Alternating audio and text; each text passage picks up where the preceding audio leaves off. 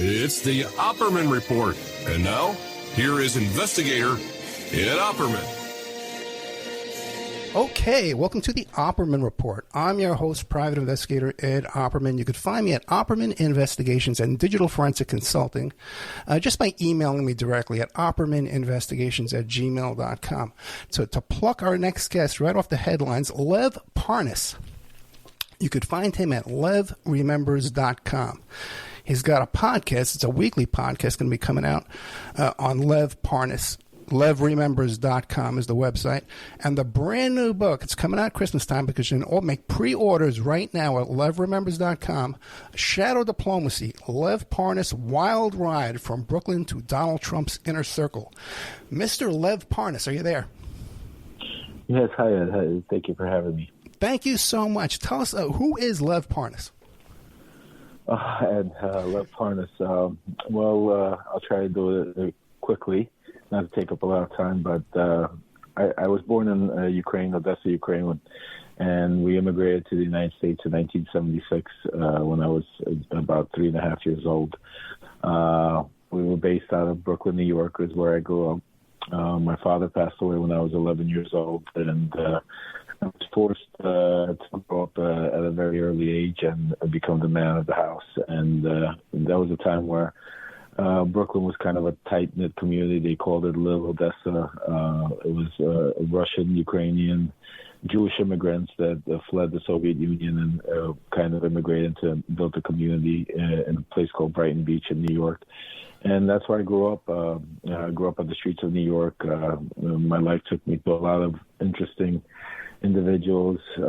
Growing up on the streets, I was able to, for the good or bad of it, able to see a lot of things, a lot of different individuals, from a lot of your, some of your famous, infamous Italian and Russian mobsters to, eventually getting to the White House and being around the President of the United States. So I have had quite a ride, and that's why I decided to write the book, because there's a lot of things that have transpired in the Trump world, and the news media cycle changes so often with him. It's something that's never happened before. Usually we have breaking news, and the public has a chance to get it in, understand it. It's a couple of days. With Trump, he changes the news cycle 2-3 times a day, maybe even more, and people don't get to really understand what really transpired and the shadow diplomacy that Trump ran while he was in office. And that was why I decided to write the book, to make sure that, with everything that's going on, as you can see now, even with the Republicans trying to hold these Biden impeachments, part of their strategy is to hide the truth, to bury the truth, to hold closed-door meetings and come out with their interpretation of the testimony and not even allow people to do open public testimony. So, with all of that going on, one thing they could do is they could try to hide it, but they can't bury it, because the book will reveal, all the intricate parts of what transpired in Ukraine. And not only Ukraine, Venezuela, Turkey, and lots of other places that Trump held foreign diplomacy at that time. Incredible stuff. Now, Lev, you said your life was a wild ride, but it didn't come without consequences. And just recently, you were sentenced to 20 months on some pretty bogus charges. Why don't you get that out of the way first? What were these charges? Because the way I see them, it kind of proves Russian collusion. Oh, no, absolutely. I mean, well, first of all, I got caught in a whirlwind, and at the time when I got arrested, I was a man on my own island because the Democrats were after me because the whistleblower report just came out identifying me and my partner, Igor Fruman, at the time that we were working for Trump and Giuliani in Ukraine, pressuring Zelensky and other presidents, Poroshenko, to get an investigation opened into Joe and Hunter Biden. When that news broke, it basically kind of, put us in the spotlight, what I'm saying to you. And but in a negative spotlight when it came to the Democrats, and also when it came to the Republican Party, very few people in Trump's world really stood and wanted this whole Ukraine thing to continue and go on. It was really led by Trump and Giuliani themselves. Everybody else in the administration was against it. And one of the people that was against it primarily was Bill Barr. Back then when I got arrested and I started, talking about how corrupt Bill Barr was, people couldn't believe it and didn't want to understand it, thought that I was just trying to say things. But thank God I had the receipts, and now time has proven and shown us exactly who Bill Barr is and what he's capable and what he was capable and what he did do and how he, two-faced changed towards the end to try to save his butt. By going now talking about how Trump did illegal things but did nothing to stop him when he was in office, only enabled him by trying to protect him, and that's where we came in. Our arrest was basically, if you remember, when we got arrested, it was probably one of the most high-profile arrests because the intent and what they were trying to say was that we were Russian spies infiltrating Trump, and we were the ones that were putting all of this disinformation about Ukraine and the ambassador, and we were trying to get her out, and we were working for the Russians.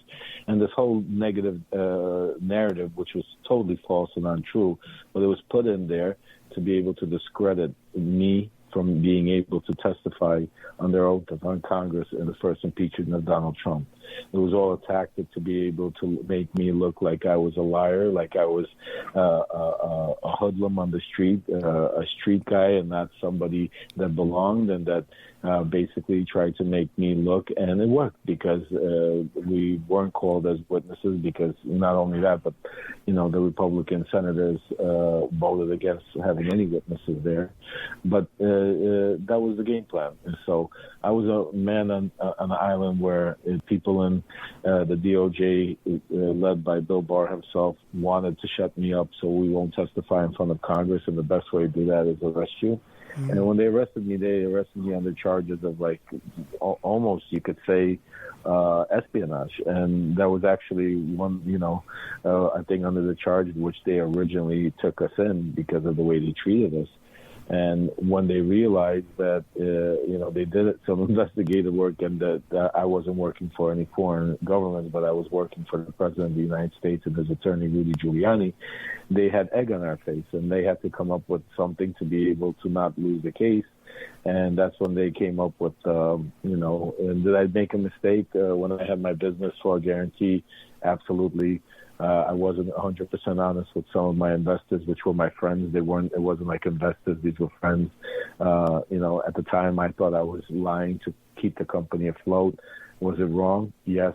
Should I have been convicted and gone to prison for something like that? Absolutely. I don't think not. I mean, this was business between friends, but, when you lie, I guess it's considered, it doesn't matter what kind of lie it is.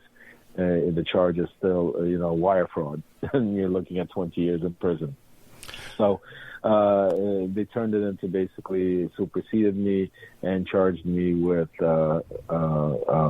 wire fraud and federal election fraud. And the interesting part about federal election fraud, the charge that they charged me with, is I'm the only person that ever got criminally indicted for that. And the story goes behind it. It was a story that was written in the Daily Beast about the way we donated money to Donald Trump's campaign. And that story got picked up by the FCI, or what's the right organization? The federal FEC. The FEC picked it up, filed a complaint, pushed it to a DOJ complaint. So we get indicted on that 2 weeks prior to my trial. To my sentencing. After I already got convicted, I get a letter from the SEC saying that they find me not guilty of the charges after doing their investigation. So the ironic part is that the SEC, who started this whole thing because of a supposed wrong donation, found that we did nothing wrong, but we ended up getting convicted at trial. And if Lev Parnas gets 20 months over this, George Santos better get 200 years. Okay, I think George Santos is his goose is cooked. I'm blessed. Not only that I had the truth on my side, but my family, an incredible lawyer, that I can't thank till this day. But I truly believe that I was blessed to have a really good judge, a fair and honest judge that saw through a lot of the bullshit. Excuse me for my French. That it was more political, and this is not, that we weren't some kind of criminals that needed to have that exposure. And I think at the end of the day, I was tried fairly. I think he sentenced me fairly. I think my result, the way God blessed me, and it was only allowed me to serve only 4 months in prison, and then being able to serve the remainder of my sentence at home confinement during the COVID crisis. So, I mean, as bad as it sounds, I'm kind of glad it happened, because at the end of the day, Ed, I don't know if I would have been where I would be on January 6th, because I was so deep in that cult Trump. I was drinking that Kool-Aid so much that I had to hit a brick wall, and my brick wall was getting arrested. So open my eyes and realize exactly who was around me and what was going on and what was happening and what I was doing. And with all the bad, I look at it as a good thing. It gave me a new chance in life, and it gave me an opportunity to redeem myself and do good for myself, my country, and for democracy. Yeah, just on a personal note, just imagine Lev Parnas going into this trial. He had a brand new baby, okay? And that's just, heartbreaking to be ripped away from your child, man. Was Joe DeGenova your attorney in that case? No, Joe DeGenova on the other side. It was Joe Bondi who was my attorney. Okay. Joe DeGenova, Victoria Tunzing, and Rudy Giuliani were supposedly, they said they were my attorneys, but when I got arrested, they never came to see me. And at the time, Trump hired John Dowd, right? Allowed him to represent me. So John Dowd and Kevin Downing were representing me until I fired them in prison. Okay, but let me interrupt you for a second, because you're a very savvy guy. There's no doubt about that. Yeah. And my understanding of this story is you were on a plane to Vienna with Sean Hannity. Giuliani was supposed to be on that plane, and you were on this plane to go obtain some Hunter Biden laptop information. Am I correct? Correct, absolutely. And they pop you on this plane, but at that point, a savvy guy like you still went along with, even when Rudy dropped out at the last second, you still went along with Trump's lawyers? Well, you got to understand that when we got arrested, I didn't understand what I was. We were never told what we got arrested for. We were basically, taken in, booked. We got a phone call to call Downing at the time to be able to come out to the arraignment, and they took us in. Nobody explained to us. Nobody read us Miranda rights. Nobody spoke to us about anything. They said your attorney will explain to you. So I didn't know what charges we were even, what that was even about, what was happening. So I had no idea. And at the time, because I was drinking the Kool-Aid so much, I knew that the deep state was after Trump, and I was still under the impression that they're going after us to go after Trump. And basically, the first few days in prison, I was waiting for the cavalry to come.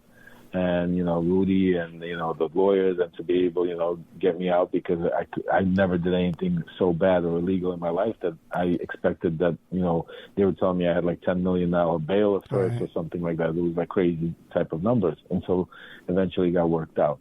So at the beginning, I was in shock and not understanding what actually transpired. But Lev, if you're sitting around, and you look around and Rudy's not there, Rudy didn't show up. He had a cold that morning, like in The Godfather, right? Mm-hmm. The driver had a cold. That didn't tip you off right there?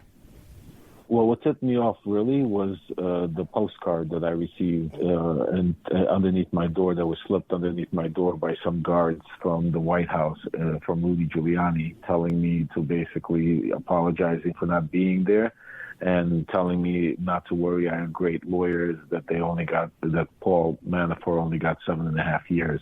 Whoa. So I took that, and you got to understand, I was in a isolated facility. I was not allowed phone calls, mail. I didn't even have a number. So there was, the only way you could even send mail to an inmate is you have to have his number.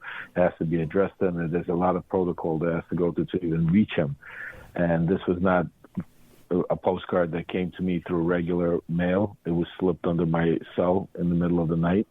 And then the next night, when I was able to take it out in my underwear and be able to hand it over to my attorney to get it out of there to have as evidence, they strip searched me and strip searched the cell to be able to try to find a postcard without telling me that that's what they were looking for. But I understood that was basically meant for me to take a look, and then basically they were supposed to take it back out. But I was able to get it out of there. Okay. So I understood. So that's when I understood that, I'm going, be the fall guy. And that, and what happened right afterwards is actually the next day I get a visit from my attorneys at the time, who were Trump's Downing and Dowd. And they sat behind a table, and I was aggressively screaming at them, saying, "What's going on? How come I'm not bailed out yet? Where's Rudy? Where's Trump?" And I also heard from certain either inmates or guards while I was in that Trump had came out and made a statement that he didn't know who I was. And I came out and I said that to John. I said, "John, why is he going on national television saying he doesn't know who I am and making me look like that, like I'm some kind of criminal?" And John Dowd, in his military style, basically pounded his fist onto the table and screamed at me, saying, "Look, who do you think you are?" In cursive letters, words, telling me that he's the president, that he's the boss, and whatever he says, and I should just sit back, keep my mouth shut, and everything is going to be okay. I lost it. I basically lunged at them. At that point, I was grabbed by the guards and taken out, and as I was screaming that you're fired. So at that moment, I was in prison, in a jail cell with no legal representation because I fired them while I was inside. Okay, I hope you're listening. The book is called Shadow Diplomacy. Lev Parnas, Wild Ride from Brooklyn to Donald Trump's Inner Circle. In a real world, this would be a movie already, okay? Starring, I don't know, Dustin Hoffman maybe. I don't know who would get to play Lev Parnas. But Lev, tell us, what do you know about the Hunter Biden laptops, all of the laptops?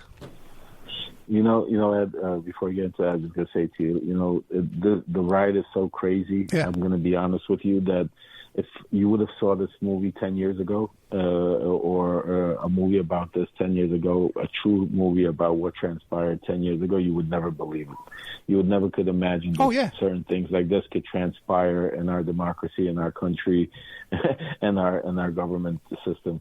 So and also, too, the importance of Lev Parnas being able to come on here and say this. The Democrats don't want him to say this, and the Republicans don't want him to say this. Where's he going to go? He can't go on CNN or Fox. Exactly. That's why, I was a man to stand up. But now, I've been a huge advocate of getting the truth out. Yeah. And, I've been saying all along, let the truth out and then let it play out. I'm sorry for the dog in the background. And that's my main mission, because the truth speaks for itself. Facts speak for itself. People could have opinions and think one thing or the other, but we need to concentrate on facts and exactly what transpired. And that's what my mission in life is right now, is to clear up the wrongs that I've done by spreading this disinformation, and being able to atone by getting the truth out and letting the American public know exactly what transpired once and for all, and put this behind us so we can move on. Gotcha. and try to unite. Lev Parnas, Parnas. You can find him, LevRemembers.com, Lev Parnas on Twitter. Tell us about the Hunter Biden laptop. Okay, so I can't go too much into it. I will go and abroad what's been talked about, just to get you up to speed, because as you know, currently there's impeachment trials going on. The Republicans are pushing forward with impeaching Joe Biden. They're currently holding hearings. Excuse me. Just got a little water. I think that's Rudy yapping in the background. Yeah, it definitely is. I call him Rico Rudy. There you go.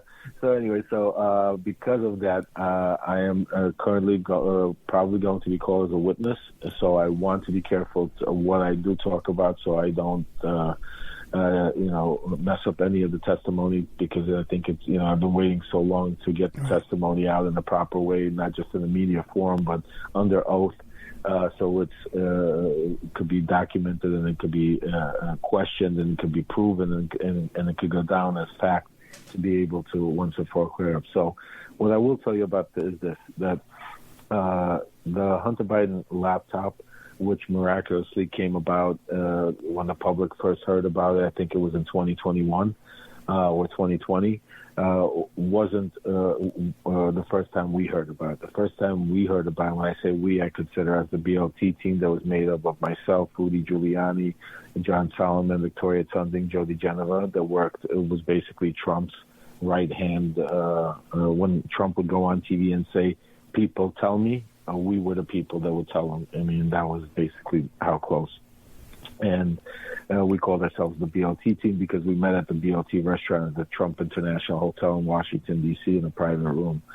So basically, we were told first about this in March of 2019 by General Prosecutor of Ukraine, Lutsenko. He told us that there are rumors that there is that the CEO of Burisma, Zlochevsky, has copies of a hard drive of Hunter Biden's laptop that has some nasty pictures on it of him doing drugs and with some girls. We've tried through every source possible for a period of 3-4 months afterwards to try to be able to find this hard drive, because that was mission number one from Giuliani to us. And we, at some point, decided that this laptop probably doesn't exist because we couldn't get it. We were hitting dead-end walls, just like everything else that we were getting from Ukraine at the time. It was a lot of innuendos, accusations, but there was no facts to back it up. And the facts basically were spins that John Solomon and Rudy Giuliani and Victoria Tunding would work out with people like Sean Hannity and Laura Ingraham and Tucker Carlson, and then they go play it on Fox. To be able to work around the facts. So then all of a sudden, June of 2019, I was at a meeting with Rudy and one of his associates, Vitaly Prus, that basically we found out at that time that he was the gentleman that actually got Hunter Biden his job in Burisma. And he was very close to both Devon Archer and both also close to Zlochevsky, the owner of Burisma, the energy company Hunter was working for. So Rudy's friend is the one who got Hunter the job at Burisma. Correct. A small world, huh? Yeah. No, wait, do you think there was any compensation involved in that? Any kind of... It wasn't compensation because I can't go too deep into the story right now, but I could tell you when you read the book or when you read my testimony transcripts when I testify, you'll understand that there was a lot of things going behind the scenes with Hunter. Hunter Biden had no idea what was going on behind the scenes with certain oligarchs and Russian assets that were trying to get this done. Yeah, and once that's released, it'll be up on the. Yeah, once that's released, it'll be up on the Opperman Report Patreon, unedited, along with the Devon Archer testimony we have up there, unedited. Yeah, absolutely. That's the most important thing. Unedited testimonies without the spin, because that's what they're trying to do. So yeah, there's a lot more to the story when it comes to the Hunter Biden laptop. Rudy Giuliani did. It wasn't a coincidence that the laptop shop owner, when he found the laptop, the first person he contacted was Rudy Giuliani and his attorney and handed it over to him. It's not coincidence that Rudy Giuliani was the first one to disseminate hard drives to the New York Post and social media. There's been, can't go into it, but there's definitely a lot of stuff that has been put on those laptops, a lot of stuff that's been taken off those laptops. So there's a lot more to what the Republicans are just trying to, throw bits and pieces into the media and confuse the public and just try to get their agenda out, because they're not looking for a conviction. They're not looking for, they know they don't, there's no dare there. Their whole game plan is to drag this thing out long enough for it to be in the news during the elections until the 2024 elections. And that's their game plan, because the truth is very easy and very simple. And you just gotta look at it. They don't want people to look at it. That's why they're trying to bury it. Well, Lev Parnas, where does the Dr. Keith Abloh laptop fit into all this? So, again, I can't go too deep into the different laptops, but I could just tell you that there were several copies made of the hard drive. There were two different laptops There were also hard drives. There's a lot going on with it that has been the way it's been disseminated through Fox and the conservative media. It's bits and pieces and not verified truths that have confused the people. Where most people, think that there's a lot of stuff that was on those laptops that were really not on there. This was just stuff that was thrown into the media. And also, there's still the story of how Giuliani actually got those laptops and what he knew about them and who was involved and how they actually got that information from Hunter Biden and how they were able to get the laptops. And I go into it all in my book. I hold nothing back and I tell everything. So, like I said, you could either hear about it in the book or in my unedited testimony, whatever comes first. Or the next time you come back, because I'm going to beg you to come back. Or the next time. Shadow Diplomacy, Lev Parnas, Wild Ride from Brooklyn to Donald Trump's inner circle. Back to Russian collusion. I had two guests on last week, two guys I respect, and they're both telling me, Ed, Russia hoax, Russia hoax, Russia gate's all a hoax. What does Lev Parnas have to say? Yeah, I'm going to agree with them. I've said it from the beginning. I think the Russian Russian hoax, whatever you want to call it, was played out, was pushed too far. There was no there. There were theirs, but they didn't concentrate on the real people that were colluding in Trump's campaign, that were colluding with the Russians. They were just trying to prove that Trump himself was colluding with Putin directly. And I could tell you that Putin and Trump had no relationship. In the beginning, Putin thought that Trump was a clown. He was just a useful clown that they would basically play into whatever Putin's game plan was. Putin didn't have to call Trump and tell him, listen, I want you to go dismantle NATO. Trump did it on his own, which it was like a present to Putin. Putin didn't have to call Trump and say, I want you to go out there and disregard all your security information about and say that Russia did not collude in the election. Trump did because it benefited him, so it benefited Putin. You follow what I'm saying Yes. to you? They were. It was collusion. I mean, like when Trump comes out, there was instances where, when Trump came out and made that comment, like, if Russia, if you're listening, find me 30,000 emails. Like, yeah, you could look at stuff like that, but there was no direct. The direct collusion came from people like Paul Manafort, people like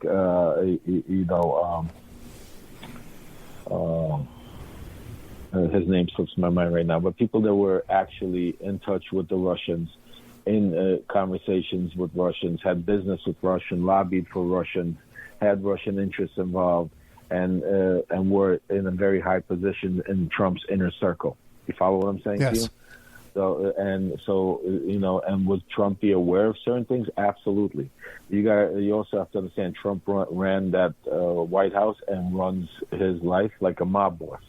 So when Michael Cohen comes out and makes the statements, he's 100% right. The way that Trump looked. So if somebody came to him and said, a wealthy donor or somebody in his group, inner circle, came up and said, I might be able to get something from the Russians on this, a wink and a nod, that's all it took. You understood that that's what he needed. Or he said, well, see where it leads you, or he would make a comment where it's like, he's not asking for it, but he's letting you know that he wants you to go get it and get it done. You follow what I'm saying to you? Yes, 100%.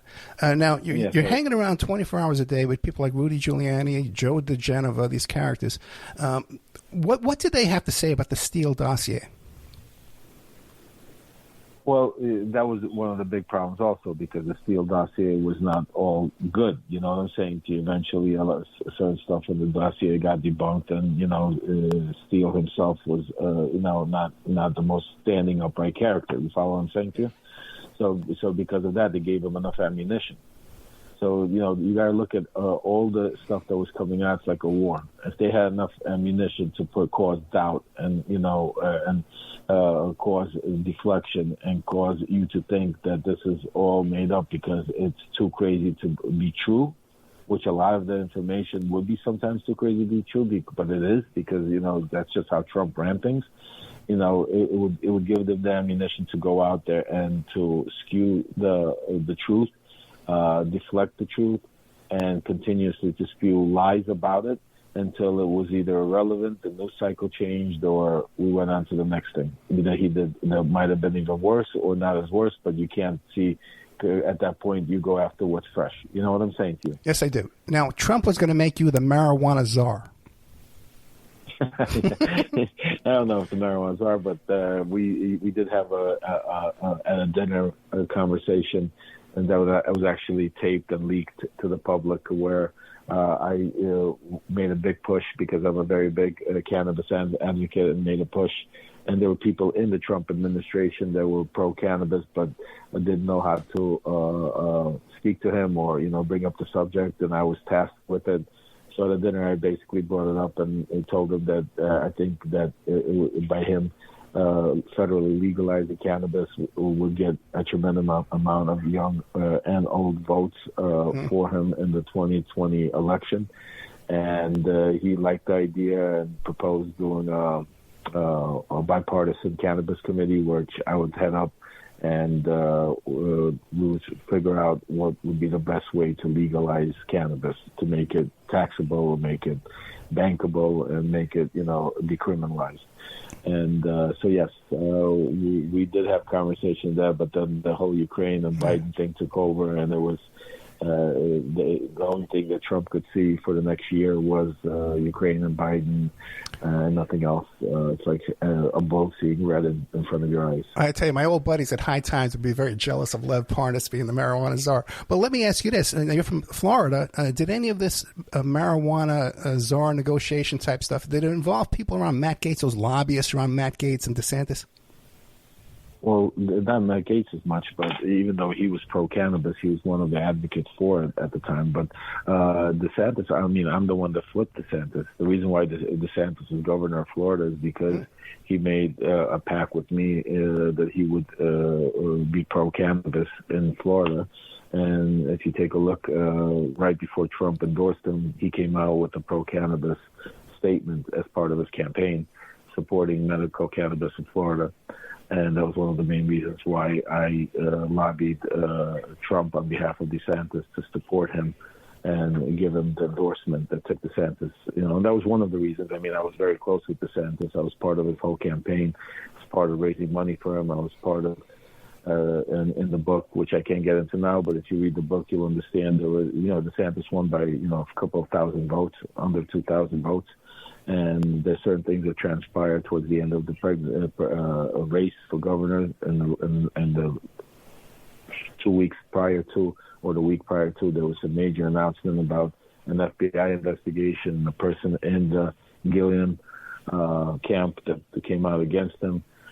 It all sounded to the people that it was coincidental, but it wasn't coincidental. I talk about it in the book and break it all down, how the people in the DeSantis campaign, alongside with DeSantis, colluded with people in the Gilliam campaign to come out with this incriminating news a week prior to the elections. Any relationship today? Definitely. Any relationship to what? Any relationship today with DeSantis, Gaetz, these fellows in Florida? No, well, Gaetz has became a hardcore Trumper, and he lost his mind completely. Not that he had a mind to begin with, you know what I'm saying? I know. But now he's completely off the wall. And DeSantis is, he took a stance alongside Trump and all the other coonies when I got arrested, pretending he didn't know who I was, that I was just some donor, even though there's, hundreds of articles and news reporting that came out discrediting him with, me having hundreds of text messages and stuff like that. And they've taken the approach. Alongside, if you take a look at Trump also, I'm the only person that's tangled with Trump that Trump does not respond to derogatory towards. And it's hard to think about, but he responds to 16-year-old girls that try to change the climate and makes fun of the way they look because they don't agree with his policy. But, with all the Twitter, social media, thousands of interviews I have done on television and going into Congress, giving information and the impeachment and everything else, Trump has not once came out and attacked me or tried to go at it with me. And DeSantis and the rest of them, like McCarthy and all of them, took the same approach by trying just to deny and deflect. And so because if you respond, then it opens up the can of worms. And they all know I have the receipts. And that's why I put them in the book to make sure that even though they don't want to confront, we're going to get the truth out anyway, and people are going to get to understand and see what really happened behind closed doors in Washington, D.C. and shadow diplomacy. Yeah, now this book is going to be out by Christmas, so it'll make a great Christmas gift, Shadow Diplomacy, and you can get it right now, a pre-order at Lev Parnas, L-E-V, that's his first name, Lev, P-A-R-N-A-S. No, it's LevRemembers.com, but his name is Lev Parnas. You can find him on Twitter. LevRemembers.com. You can pre-order this book, Shadow Diplomacy. Now, Shadow Diplomacy relates to your work in Ukraine. They sent you to Ukraine to dig up dirt on Hunter Biden. Oh, it's more than that. I think Shadow Diplomacy, the book, is very important for the public to read now, especially with what's going on in Congress and as they're trying to impeach Biden. It has a lot to do with information in the book. But it goes into a lot more than that because, like I said, he changed the news cycle so many times. There's things that happened in the 4 years that people haven't. And Shadow Diplomacy is more how he ran his how Rudy being the shadow Secretary of State, having a shadow Secretary of State, shadow diplomacy, and it has to do with what happened in Venezuela. I was going to ask you about that. I did a whole show about Venezuela. Rudy and Trump's private security guards were heavily involved in that coup attempt, that invasion of Venezuela that was put down by angry fishermen. Right? What can you tell us about that? Well, that's when you read the book, you'll get all the details. But I'll tell you this much: I'll give you some juicy stuff that will you understand. So, first of all, I was involved. It was me, Rudy, a major Republican donor in Florida, billionaire that had ties to Maduro. Congressman Pete Sessions, who now sits on the actual committee that is going to be interesting, and it all had to do again with money. Yeah, it had to do with somebody trying to get 2 billion barrels of oil deal from PDVSA, which is a state-owned Venezuelan oil company. And it had to do with the underhanded shadow diplomacy ways about how people in Trump's inner circle, and Trump went heads up with Pompeo and Bolton, who were against any soft landing for Maduro, but how, it went to as far as I participated in a phone call with Maduro on the phone with certain people like Giuliani and others to discuss giving Trump a message to be able to get a soft landing and to stop the invasion. So, yeah, I go into it in detail. There's a lot that people don't know, and I recommend you read it and understand that Ukraine, it was just one of them. And you understand that even though I wasn't involved in the Saudi Arabia stuff, but you could see how he ran shadow diplomacy in other countries. You'll understand how he ran his diplomacy in the Middle East also when it comes to Saudi Arabia, Kushner, and everything else. Yeah, nobody talks about that Venezuela invasion. Now, one of those people involved with that was a Venezuelan coke-dealing general who was a money laundering client of Rudy Giuliani?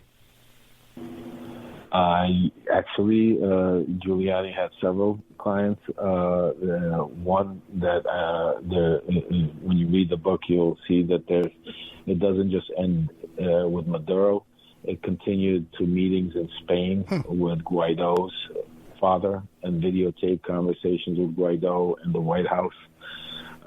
So there's a lot more to that Venezuela story, and I basically definitely don't hold back and talk about, the people involved, and it has to do with the Super PAC, America First Super PAC, and people involved in there.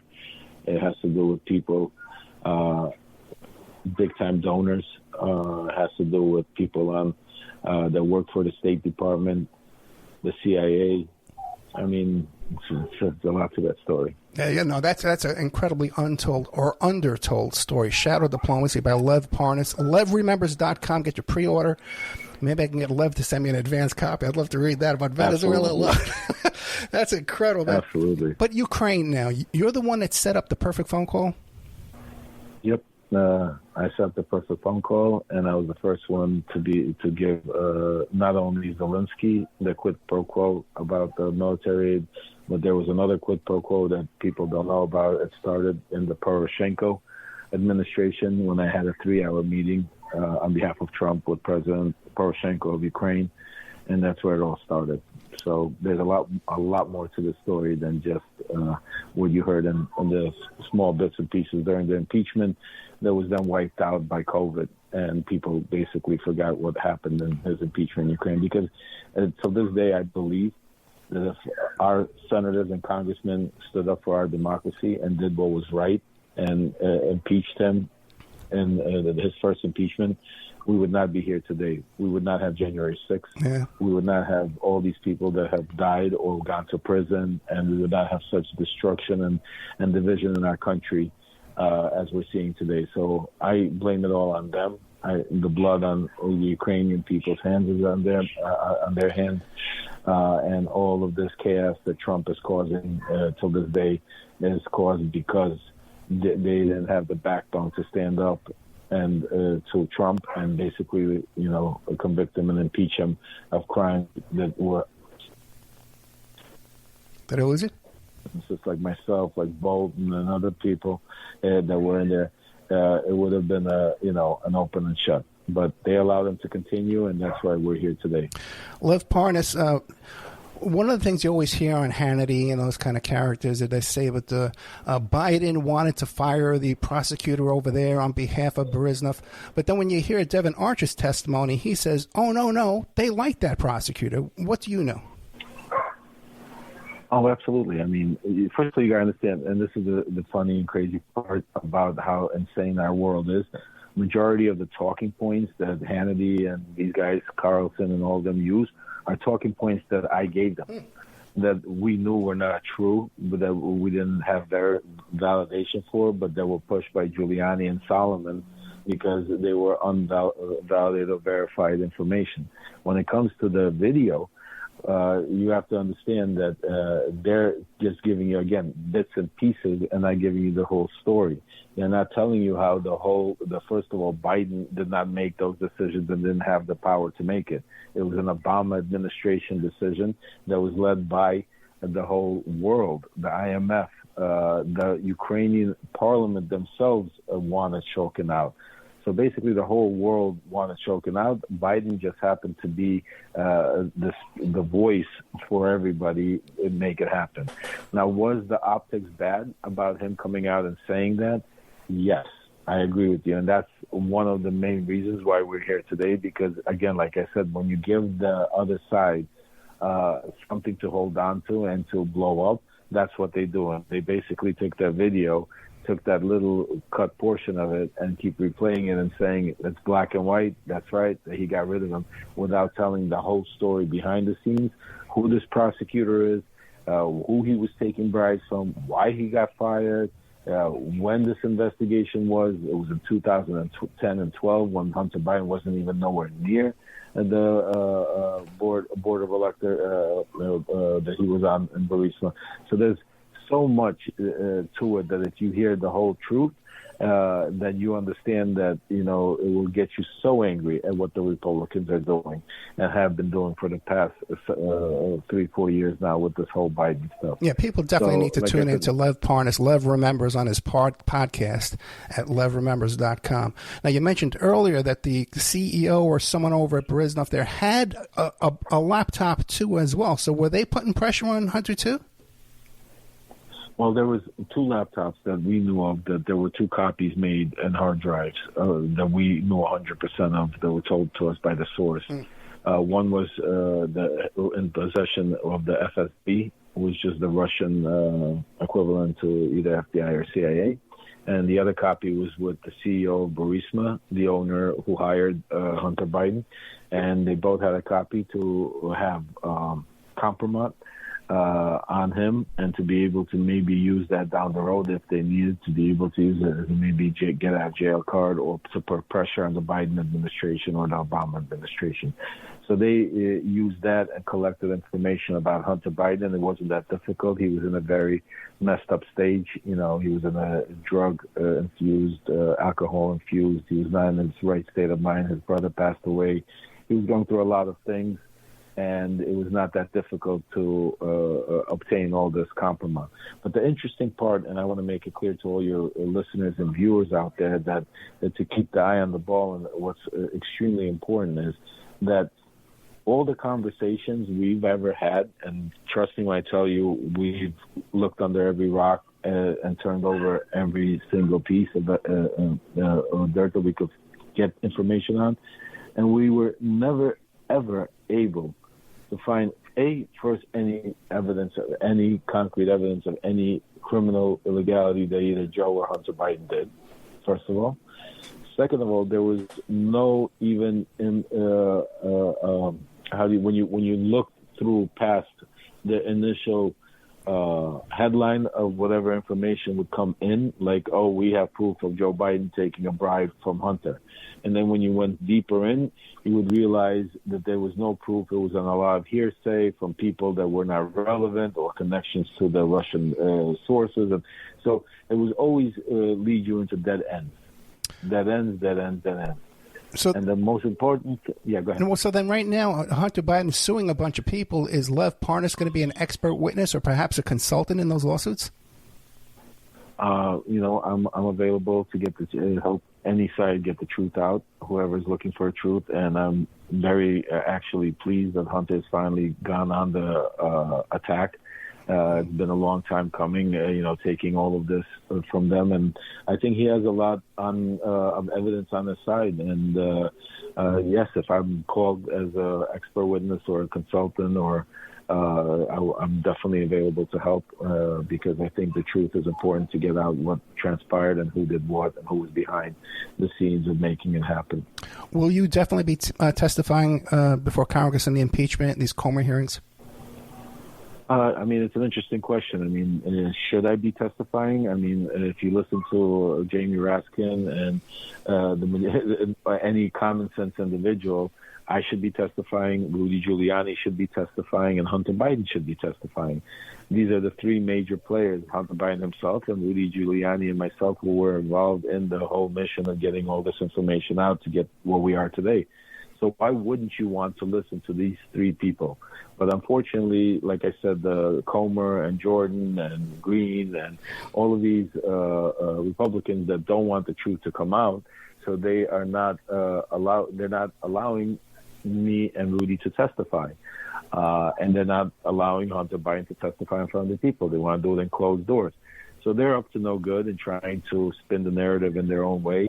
But I truly believe that, if this does proceed, there's no way they could not have me there as a witness to get the truth out, because I was privy to everything that happened from day one till the day I was arrested. And, like I said, they have all my information, text messages, they have all my emails, so they know what I know. And that's why I think the Democrats want me to get the truth out and fighting hard for me to testify.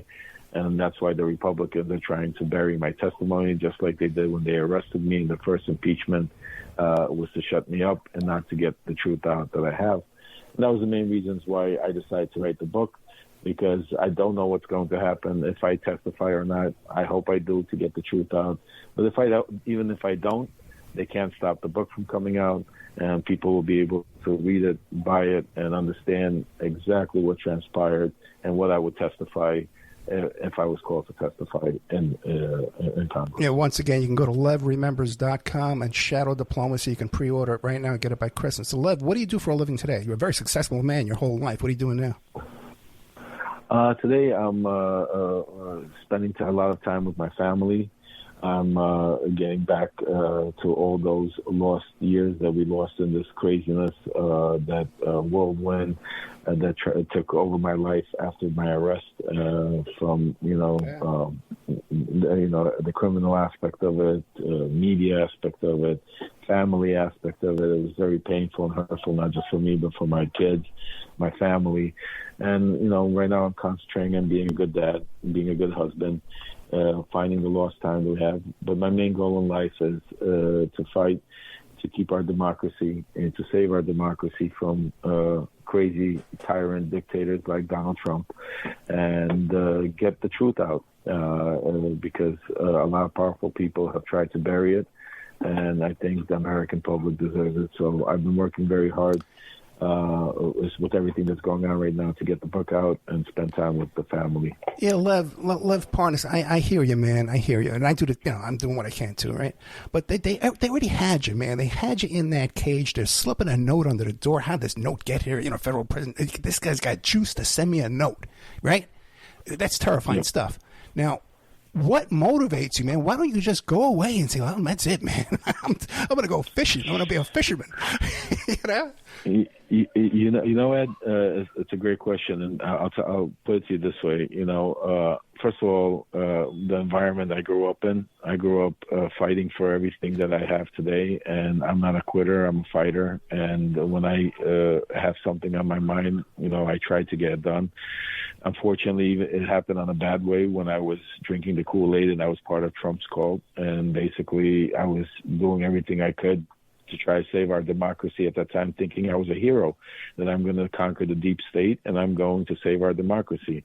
As wrong as I was, that drives me today to make right for what happened, and actually now not so much be a hero, but be somebody that stands out there, is not scared to talk truth to power, to be able to get information out and try to do everything in my power to do the wrongs, do right by the wrongs I did, and be able to unite our country as much as we can, because I think the majority of the people, if they read the book and understand exactly who Trump is, because most people don't know who this individual is. They've never spent time with them. They'll never have a chance. They've never shook his hand.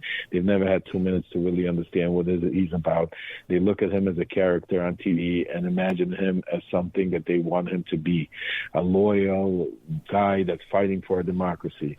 He's far from it. He doesn't know what loyalty is. Loyalty goes only one way in his camp, and people need to really understand who Donald Trump is and to what degree he's willing to go and was willing to go in his first term as president, to understand, God forbid, if he's ever elected again, to what degree or to what he will go if he's ever elected in his next term as president. Lev Parnas. And that's why I think the book is... The book, Shadow Diplomacy, Lev Parnas' Wild Ride from Brooklyn to Donald Trump's Inner Circle, LevRemembers.com.